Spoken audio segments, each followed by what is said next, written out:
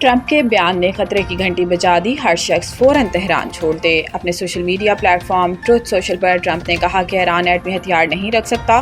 میں بار بار کہہ چکا ہوں، ہر کسی کو فوراً تہران سے نکل جانا چاہیے۔ اس کے علاوہ کینیڈا میں G7 اجلاس کے موقع پر برطانوی وزیر اعظم کے ساتھ گفتگو میں ٹرمپ نے کہا کہ ایران کو معاہدے پر دستخط کرنے چاہیے، یقینی بنانے جا رہے ہیں کہ ایران کے پاس جوہری ہتھیار نہ ہو۔ صدر ٹرمپ نے کہا کہ ہم نے ایران کو جوہری معاہدے پر دستخط کرنے کے لیے 60 دن کا وقت دیا، لیکن ایران نے انکار کر دیا۔ یہ بیان ایک ایسے وقت میں سامنے آیا ہے جب ایران اور اسرائیل کے درمیان کشیدگی شدید ترین سطح پر پہنچ چکی ہے اور خطے میں جنگ کے بادل منڈرا رہے ہیں۔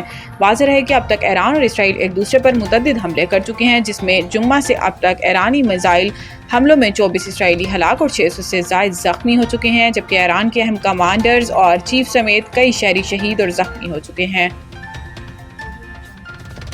بھارت سے دہشت گردی پر بات ہوگی، جلد دنیا دیکھے گی، کئی اہم چیزیں رونما ہوں گی۔ فیلڈ مارشل سید عاصم منیر نے امریکہ کے دارالحکومت واشنگٹن میں پاکستانی کمیونٹی کے بڑے اجتماع سے خطاب کیا، جس میں انہوں نے آپریشن بنیاد مرصود سے متعلق کئی نئے پہلوؤں سے لوگوں کو روشناس کیا اور پاکستان میں دہشت گردی، اقتصادی صورتحال، امریکہ سے تعلقات کی نوعیت اور ایران اسرائیل جنگ سمیت کئی اہم امور پر تفصیلی بات چیت بھی کی۔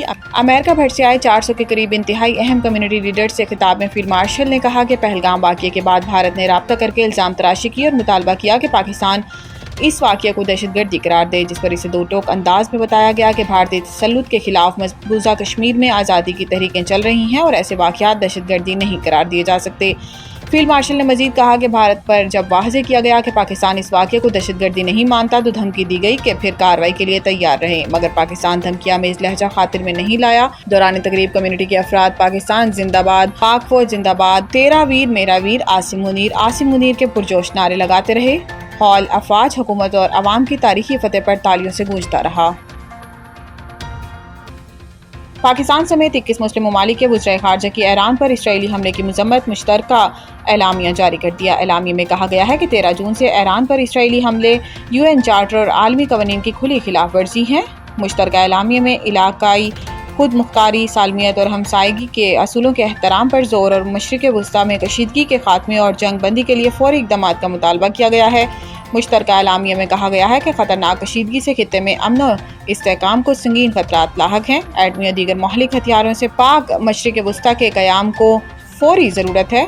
مشترکہ اعلامیہ میں تمام ممالک پر جوہری عدم پھیلاؤ کے معاہدے NPT میں شمولیت پر زور دیتے ہوئے کہا گیا ہے کہ IAEA کے نگرانی میں موجود جوہری تنصیبات پر حملہ عالمی قوانین کی خلاف ورزی ہے۔ اعلامیہ میں ایرانی جوہری پروگرام پر پائیدار معاہدے کے لیے مذاکرات کی بحالی کا واحد راستہ قرار دیا گیا ہے، جبکہ عالمی آبی گزرگاہوں میں بحری سیکیورٹی اور آزاد نیویگیشن کے تحفظ کی اہمیت کو اجاگر کیا گیا ہے۔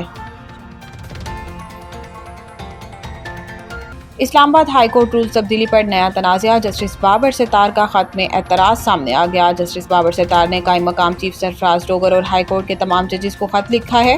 جسٹس بابر ستار کا کہنا ہے کہ لاہور ہائی کورٹ رولز اور آرٹیکل 208 میں ذکر طریقہ کے خلاف رولز میں تبدیلی ہوئی، فوری درستگی کے لیے اقدامات اٹھانے کی ضرورت ہے۔ خط کے متن کے مطابق اسلام آباد ہائی کورٹ رولز 2025 کا گزٹ نوٹیفیکیشن مجھے موصول ہوا۔ آئین کے آرٹیکل 208 کے تحت اتھارٹی کے پاس رولز بنانے کا اختیار ہے، جبکہ آرٹیکل 192 کے مطابق اتھارٹی سے مراد چیف جسٹس اور ہائی کورٹ کے ججز ہیں۔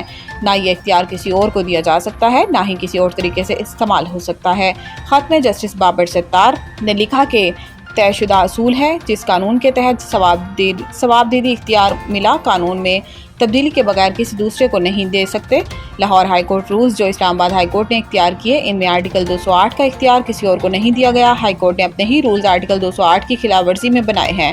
ملازمین کے حقوق متاثر ہونے کے علاوہ بھی یہ ہائی کورٹ کے لیے بہت شرمندگی کا باعث ہے۔